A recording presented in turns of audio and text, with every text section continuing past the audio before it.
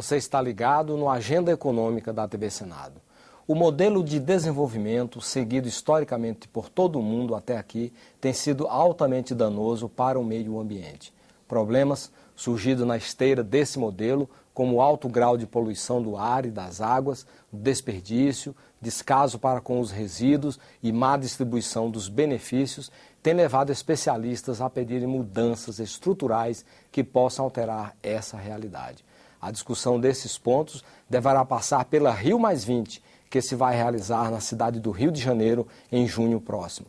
O documento básico que vai nortear os trabalhos desse encontro já foi publicado pela Organização das Nações Unidas, pela ONU, e é o tema do nosso programa de hoje.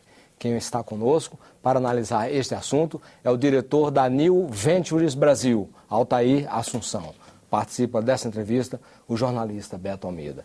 Altair, muito obrigado pela sua presença nos estúdios da TV Senado. Muito obrigado pelo convite. Fala um pouquinho dessa entidade que o senhor representa, a New Ventures Brasil. New Ventures Brasil é uma entidade que é patrocinada e é mantida por uma organização chamada World Resource Institute, conhecida como WRI, com sede em Washington, que apoia essa iniciativa no Brasil já tem 7 anos. Uhum. E desde o ano passado, eu e os meus outros 2 sócios fomos convidados a administrar essa iniciativa para o Brasil. Ela era antes gerida e tocada pela Fundação Getúlio Vargas. Uhum. E a preocupação dela é o desenvolvimento sustentável? Qual é o rol de preocupação dessa entidade? A atuação fundamental do New Ventures no Brasil é a aceleração do empreendedorismo sustentável.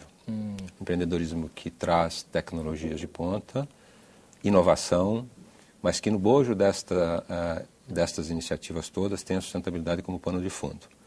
Então a gente acabou de fazer uma chamada de 6 novos empreendedores para o programa desse ano. Os selecionamos em dezembro, vamos acelerá-los, como a gente chama no processo de aceleração, até abril.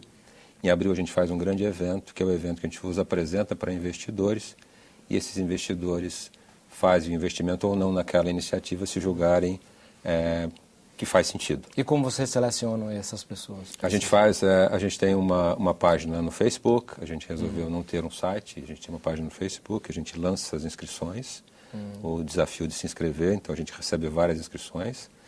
Depois a gente faz uma pré-seleção com pessoas convidadas, tem gente que vem da Endeavor, tem gente que vem de outras instituições, como o Vox Capital, como a Choca, como outras ONGs e empresas sociais.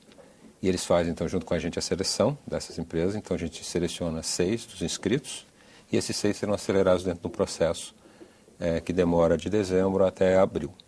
Então, em abril, a gente faz, então, o que a gente chama de Call for Investors, que aí a gente apresenta, é como se a gente namorasse, noivasse, na hora do casamento, você tenha pretendente apto a casar. E vocês acompanham depois até o fim a adoção da iniciativa? Exatamente. Do projeto? Vai acompanhando. Hoje nós temos no portfólio 43 empresas, empreendedores que estão sendo cuidados desde os 7 anos de existência do programa. Sim, e atuando em que áreas, basicamente? Aí você tem de tudo, um pouquinho de cada coisa. Né? Você tem desde gente que trabalha com resíduos sólidos, outro que lava carro sem água, outro que está preocupado em desenvolvimento de biocombustíveis, a partir de uma oleaginosa para fazer combustível de aviação.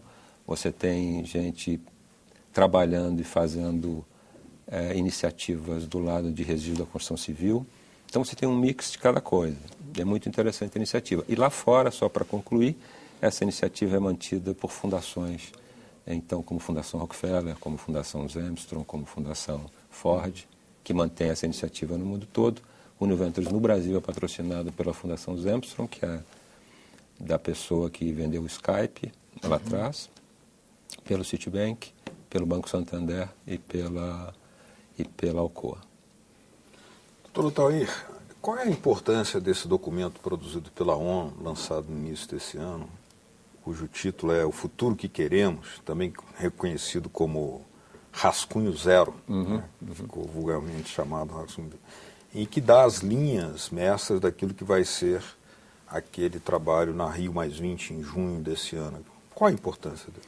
Eu acho que toda iniciativa que traz, na verdade, esse Rascunho Zero é uma continuação, se a gente lembrar bem, da Rio 92. Ele foi é um rascunho zero, mas baseado numa iniciativa já que a gente hospedou em 1992. O rascunho zero, na verdade, toda a iniciativa que trata de congregar as nações em prol de um benefício maior, eu acho que é sempre válida. A ver se esse negócio efetivamente, da intenção do documento lido e produzido, se isso se traduzirá efetivamente em ações que beneficiarão as populações em volta do mundo. Eu acho que esse é o grande desafio, que apesar de a gente ter feito um esforço muito grande em 92, hospedando a Conferência Rio 92, o resultado não foi tão, digamos assim, a gente não pode ficar eufórico com o resultado obtido nesses 20 anos. Então. Agora, no elenco de medidas, eu gostaria de chamar a atenção aqui para a questão que os governantes reafirmam sua determinação para libertar a humanidade da fome, que é uma que vem também desde a Rio 92. Exatamente. Então, destacando que atualmente 1,4 bilhão de pessoas, ou 20% da população mundial, vivem em situação de extrema pobreza. O que pode ser feito de fato para que tais afirmações não fiquem somente nos papéis, nos documentos, na grande imprensa e nas televisões? Olha, eu tenho refletido muito sobre isso, a gente tem discutido muito sobre isso, ou seja, participei no passado de conferências internacionais, enfim, mas o que sempre é um fator de preocupação é que você senta em volta de uma mesa, todas as nações sentam, e na hora que você está sentado discutindo, é tudo muito válido, importante, todo mundo se abraça, todo mundo vão fazer, etc, etc. Mas na hora de cada um voltar para casa, eu acho que falta vontade política, determinação e uma atitude em prol de resolver esses problemas, porque todo objetivo que é grandioso demais, os objetivos são extremamente válidos e próprios, eu acho que tem que se trabalhar nessa linha, mas quando você põe no horizonte eliminar a miséria do planeta e a fome do planeta, é um negócio extremamente sério e que você esbarra em problemas de toda a ordem. Se você olhar um pouquinho para os países mais necessitados, vamos pegar um pedaço da Ásia e a África, por exemplo, você vê que embora se tenha uma quantidade gigantesca de ajuda humanitária, tanto em termos de comida, alimentos, quanto em termos de dinheiro, a situação não se reverte. Então tem até um movimento na própria África do Sul que pedem para parar de ajudar a África, nesse sentido, mas ajudar a desenvolver as pessoas a produzirem alguma coisa, trabalhar e gerar renda. Que eu acho que por aí, respondendo a sua pergunta. Vamos dizer assim, pegando desde a Rio 92, né, que foi há bastante tempo, depois teve Copenhague. Quer dizer, desse período todo, chegou a se montar algum programa específico para o combate à fome, sem ter o caráter assistencialista? Olha, eu te diria que não, que eu saiba não. As iniciativas em países, elas têm, no final do dia, se você perceber, muito mais um cunho assistencialista e muito menos um cunho desenvolvimentista. Porque o modelo continua sendo um governo provedor de alguma coisa para as populações. A gente tem exemplos aqui, não entrando no mérito, mas você sempre tem alguma ajuda que não é propriamente a geração de emprego, renda e desenvolvimento. Você tem uma ajuda que é uma ajuda assistencialista que te dá alguma coisa, que te faz ter uma sobrevida, se sentir um pouco melhor do ponto de vista de situação pessoal e não miserável. Mas no final do dia, se os governos param de assistir, volta tudo a ser como era antes. Então a linha que você está seguindo, é a linha que a gente defende, é que tem que se criar políticas e se criar mecanismos de desenvolvimento sustentável. Mas aí é que entra o nó da questão, porque nos debates, inclusive havidos no Fórum Social Temático lá de Porto Alegre recentemente, os defensores do meio ambiente afirmavam que para enfrentar a questão da sustentabilidade, para ter um desenvolvimento sustentável, é preciso enfrentar a questão de qual é o modelo. Tem modelo concentrador, depredador, tem modelo para tudo quanto é jeito. E eles alegam, nesses debates, isso ficou muito claro, que no documento Rascunho Zero da ONU, esse tema está difuso, escamoteado. É assim que o senhor pensa também? Eu li esse documento e você tem razão. Não é só no documento do Rascunho Zero que o tema de repensar a maneira, o modelo econômico aí vigente, não é só no rascunho que ele é, digamos assim, tangenciado. A gente tem visto, basta ler os noticiários, se a gente olhar para a crise de 2008 e agora a crise na Europa, a gente tem a percepção e não só a percepção, mas a gente sente que o modelo que está aí não é um modelo que não é sustentável do ponto de vista do futuro, não é? Mas pouca gente tem a coragem de trazer isso para cima da mesa e debater isso como deveria ser feito.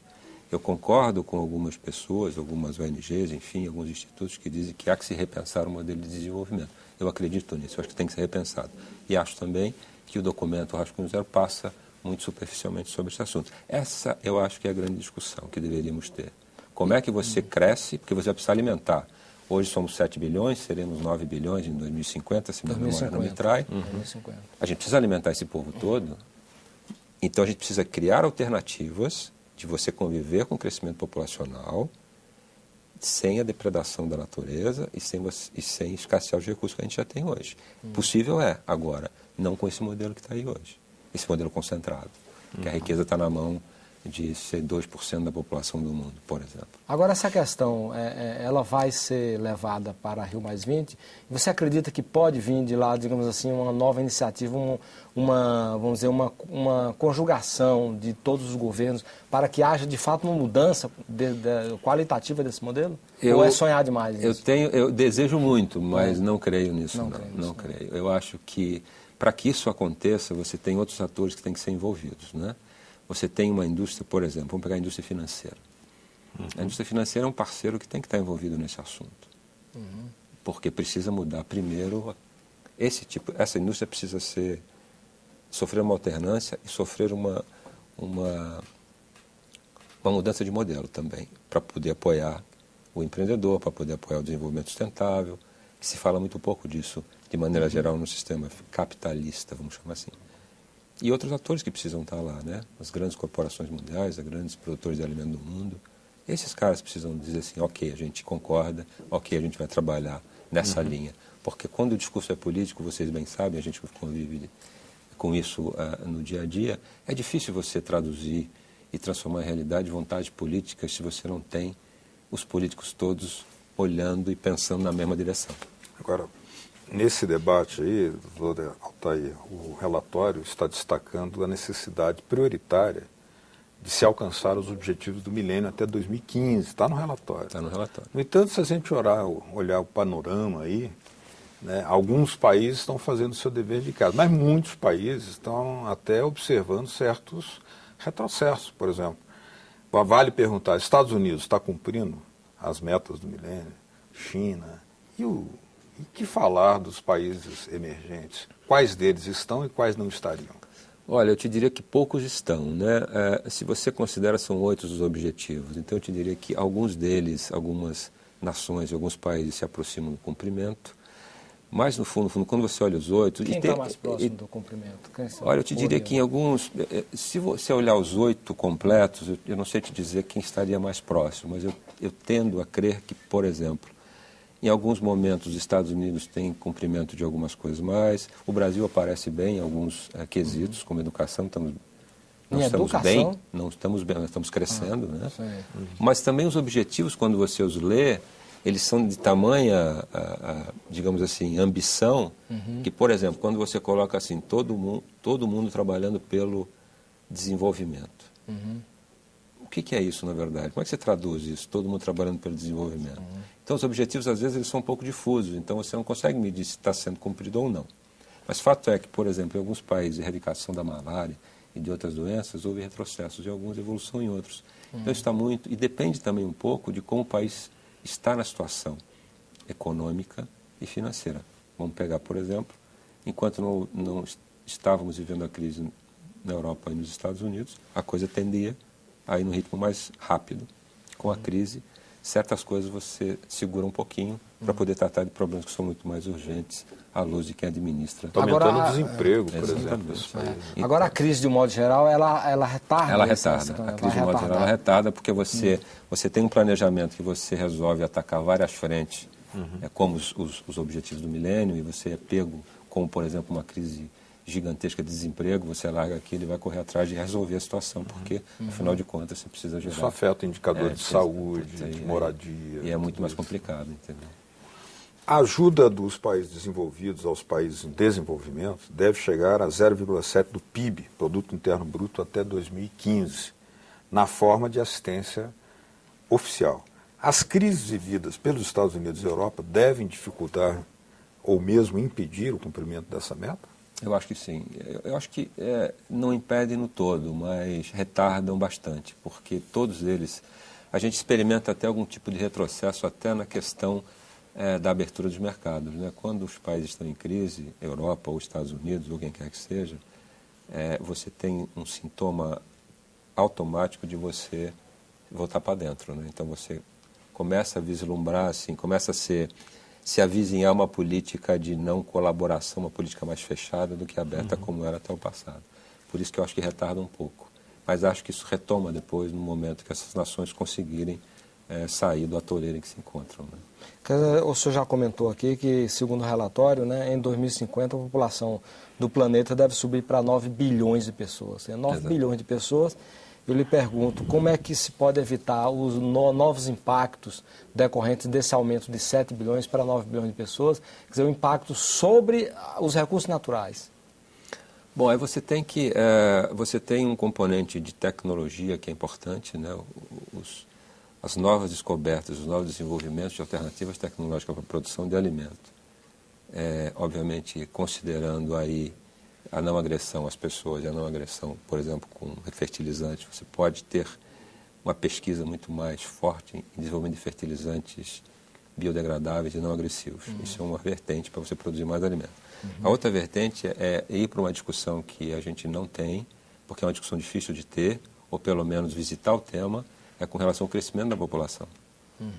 Vai ter uma hora que a gente vai ter que sentar para conversar sobre esse assunto, chamar as pessoas... Aí volta aquele tema do planejamento familiar. Isso, aqui não tem controle de natalidade, aqui tem a simples chamada à atenção das pessoas, que se você não tem um controle, qualquer que seja ele, por educação, fica difícil mesmo, porque isso é incontrolável, você não consegue prever. E tudo que não é previsível fica muito difícil. Então, acho que iria nesta linha. A economia verde, no próximo bloco, aguarde.